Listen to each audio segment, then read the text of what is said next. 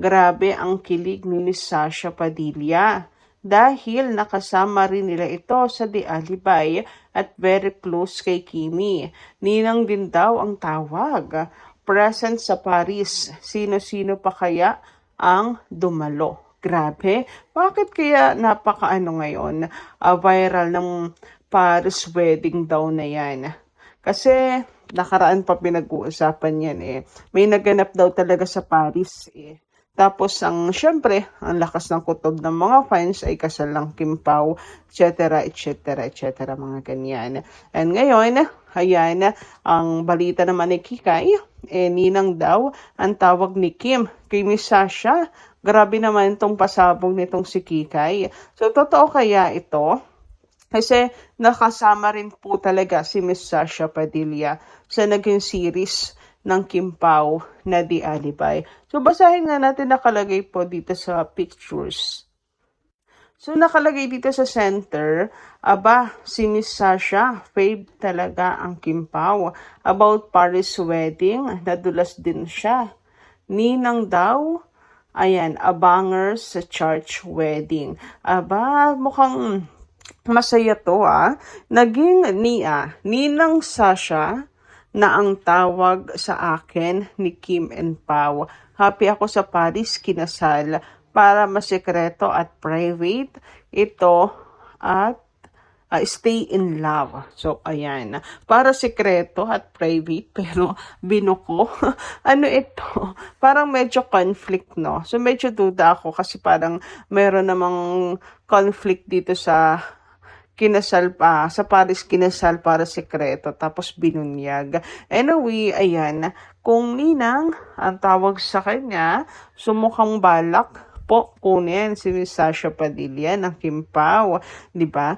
Ano mo nakaraan pinag-uusapan na yan ng mga fans. Sino-sino daw kaya kung sakali. Nagdidilulo na ang mga fans na nagdidilulo na ang Kim Pao na kakasal sila. Ang sino-sino kaya ang kukunin na ninong at ninang ng mga ito.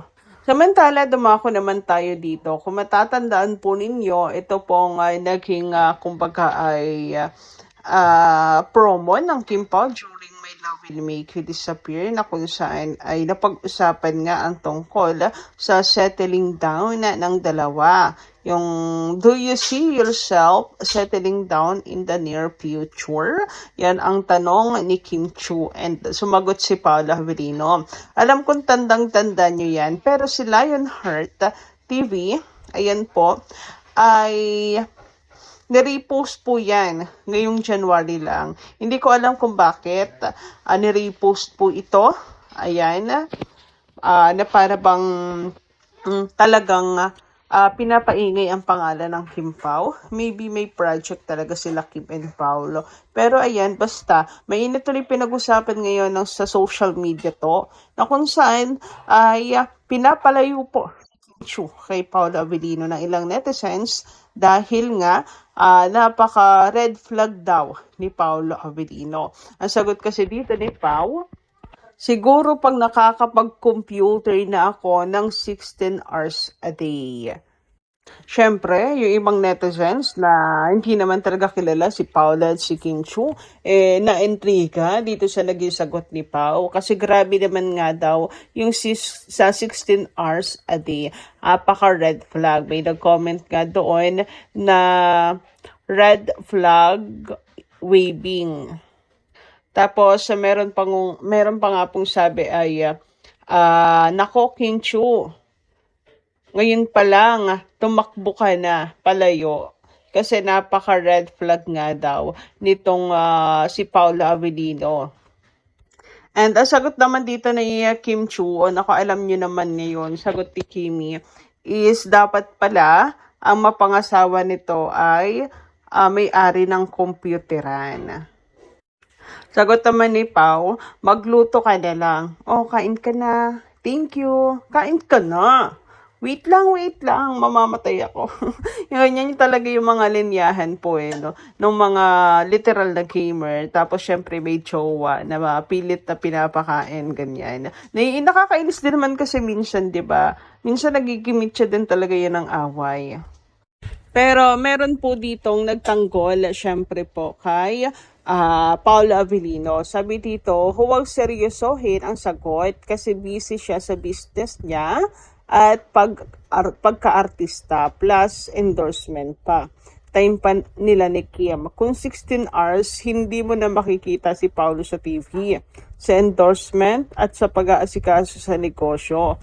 Hands-on nga yan sa The Alibay. Siya mismo ay nag-ooperate ng mga camera na dala niya. May gym pa. Gamer siya pero biro niya lang yung 16 hours. Nagiging makulit na rin nga kasi itong si Paolo Avellino. Alam niyo yon, yung humor ni Pao, hindi talaga pwede rin po sa mga masyadong seryoso sa buhay. Yung masyadong normal na tao, charot lang. So hindi aabotin ng utak ng mga ng mga seryoso sa buhay. So ganyan, may humor din talaga si Paolo. Lumalabas na kaya yung kulit niya mula nung nakasama niya si Kim Chu. Anyway, ayun na nga. Biro lang yun ni Paolo. Kasi totoo naman talaga, kung 16 hours, hindi mo na siya makikita pa sa TV. May endorsement yan, hands-on din sa business. Tapos, sa kanyang career, may time pa siya mag-workout with Kim Chu. Time pa nila ni Kimi. Kung 16 hours, nako, ay hindi mo na talaga makikita si Paolo Avellino sa television. Di ba? Kaya, relax lang. Relax lang, guys. Lalo na sa mga bumabatikos kay Pao. May ilang balita at social media posts na kumalat online na nagsasabing nag-propose o kinasal sina Kim Chu at Paolo Avellino sa Paris, France, pati na mga wedding ring at mga video na umaangkin na may engagement o kasal na. Gayunpaman, walang kilalang credible mainstream news source ang nag-ulat na totoo ang engagement o kasal na iyon. At malamang ito ay parte ng rumors at fan-generated viral content, hindi opisyal na balita mula sa malalaking media outlets. May mga social media posts at YouTube videos na nagpapakita ng dagdag angkin na proposal o wedding moment sa Paris kasama ang mga caption na parang totoo ang engagement o wedding. Isa pang post ang nagsabing may umiikot na mga larawan ng wedding ring ni Kim at Paolo mula sa kanilang mga fan sightings sa Paris o US. Pero tandaan, ang mga ito ay hindi kumpirmadong ulat mula sa malalaking news outlets tulad ng Philippine Star, ABS-CBN, GMA News, Rappler o iba pang respetadong media platform. Sila ang tinatawag na Kim Pao ng fans dahil sa kanilang tambalan sa mga proyekto, teleserye at pelikula at viral na chemistry sa social media at events, kaya madalas silang pinag-uusapan at pinapansin. 01, walang opisyal na statement mula sa kanila o sa kanilang management na sinabi sa publiko na sila ay engaged o kinasal sa Paris o saan mang bansa. 02, walang opisyal na coverage sa malalaking media outlets na nagsasabing may proposisyon o kasal na nangyari doon bilang totoo. Sa balitang Kim Pao kinasal sa Paris, masasabi ko na sobrang lakas nito bilang viral issue pero mahina bilang kumpirmadong balita. Una sa lahat, natural lang na pumutok agad ang ganitong chismis. Kim Chu at Paolo Avellino ay isa sa pinaka-pinag-uusapang tambalan ngayon. Konting kilos, konting litrato o simpleng travel sighting lang, nagiging big deal agad. Paris pa ang setting? Siyempre, automatic sa isip ng mga fans, romantic, proposal, kasal, kaya mabilis talaga itong kumalat. Pero kung titignan ng mas maigi, walang malinaw at opisyal na ebidensya. Walang announcement mula kina Kim o Paolo, walang pahayag mula sa kanilang management, walang kumpirmasyon mula sa major entertainment news outlets. Ibig sabihin, mas fan-driven at speculation-driven ang balita, hindi fact-driven. Sa isang banda, nakakakilig ang isyong ito. Ipinapakita lang kung gaano kalakas ang suporta at imahinasyon ng Kim Pao fans. Maraming tao ang invested sa posibilidad na mauwi sa totohanan ng tambalan nila, kaya kahit simpleng rumor, parang panalo na sa puso ng fans. Pero sa kabilang banda, delikado rin ang sobrang pag-angat ng expectations. Kapag walang lumabas na kumpirmasyon, may risk na madismaya ang fans, ma-pressure ang dalawang artista, at lumabo ang linya ng totoo at gawa-gawang kwento. Importante ring tandaan na may karapatan sina Kim at Paulo sa privacy, lalo na kung personal na bagay gaya ng kasal ang pinag-uusapan. Kung totoo man yan, dapat sila mismo ang unang magsasabi, hindi ang tsismis. Sa ngayon, ang pinakamakatotohanang tingin sa balitang ito ay isang viral rumor na bunga ng matinding kilig, hindi pa isang kumpirmadong katotohanan. At kung tutuusin, mas maganda pa nga yan, dahil kung sakaling dumating ang araw na sila mismo ang mag-announce, mas magiging totoo, mas espesyal, at mas respetado. Sa madaling sabi, kilig? Oo. Exciting? Oo. Confirmed? Hindi pa. At hanggang walang opisyal na salita mula sa kanila, mas healthy na suportahan sila bilang fans. Walang pressure, walang pilitan, puro good vibes lang din. Blue Star. Sa pag-viral ng issue ng Kim Pao kinasal sa Paris, malinaw na hindi lang ito simpleng chismis. Isa itong patunay kung gaano kalakas ang impluensya ng tambalan ni Kim Chiu at Paolo Avellino sa publiko. Isang headline pa lang, sapat na para magliyab ang social media, mag-trending sa iba't ibang platforms at magpakilig sa libo-libong fans. Una, mahalagang linawin na walang opisyal na kumpirmasyon, walang malinaw na larawan ng kasal, walang marriage certificate, walang statement mula sa dalawa, at walang legit na ulat mula sa major entertainment news outlets. Ibig sabihin, mas walang solid na basehan para sabihing totoo ang kasal. Pero kahit ganito, bakit patuloy pa rin itong pinag-uusapan? Dito pumapasok ang emosyon ng fans. Ang Paris ay simbolo ng pag-ibig, commitment at forever. Kapag pinagsama mo ito sa isang tambalang puno ng chemistry at natural na lambingan, automatic na nabubuo ang kwento sa isip ng mga tao. Hindi na mahalaga kung may ebidensya. Ang mahalaga ay ang posibilidad. At sa panahon ng social media, ang posibilidad ay mabilis nagiging parang totoo. Ikalawa, ipinapakita ng balitang ito kung gaano kalakas ang fan investment sa Kim Pao. Hindi sila basta artista. Para sa marami, sila ay representasyon ng isang love story na gustong makita ng publiko na magkatotoo. Kaya kahit simpleng rumor, parang panalo na sa puso ng fans. Pero sa kabilang banda, delikado rin ang sobrang pag-angat ng expectations. Kapag walang lumabas na kumpirmasyon, may risk na madismaya ang fans, ma-pressure ang dalawang artista, at lumabo ang linya ng totoo at gawa-gawang kwento. Importante ring tandaan na may karapatan sina Kim at Paolo sa privacy, lalo na kung personal na bagay gaya ng kasal ang pinag-uusapan. Kung totoo man yan, dapat sila mismo ang unang magsasabi, hindi ang tsismis. Sa ngayon, ang pinakamakatotohanang tingin sa balitang ito ay isang viral rumor na bunga ng matinding kilig, hindi pa isang kumpirmadong katotohanan. At kung tutuusin, mas maganda pa nga yan, dahil kung sakaling dumating ang araw na sila mismo ang mag-announce, mas magiging totoo, mas espesyal, at mas respetado.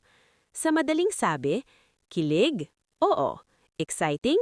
Oo. Confirmed? Hindi pa. At hanggang walang opisyal na salita mula sa kanila, mas healthy na suportahan sila bilang fans. Walang pressure, walang pilitan, puro good vibes lang din. Blue Star.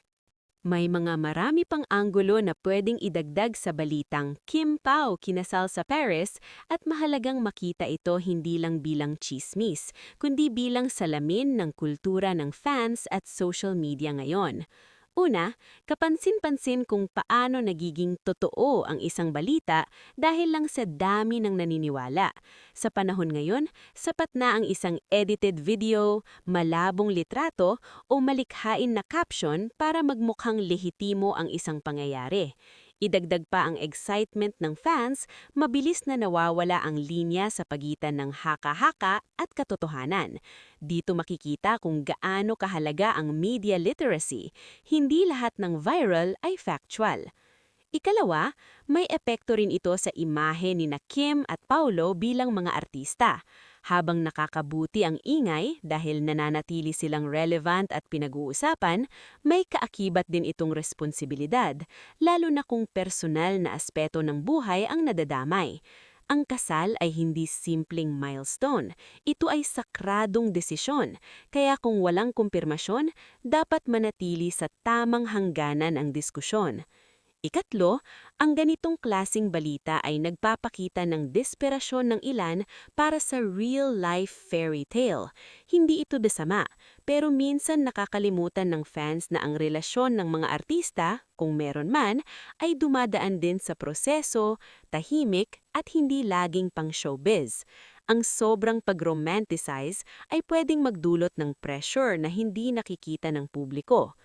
Ikaapat, magindang tandaan na ang katahimikan ay hindi kumpirmasyon. Maraming fans ang nagbabasa ng walang denial bilang totoo nga. Pero sa realidad, madalas itong ibig sabihin ay walang dapat sagutin dahil walang nangyari. Hindi obligasyon ng sino man na i-debunk lahat ng chismis.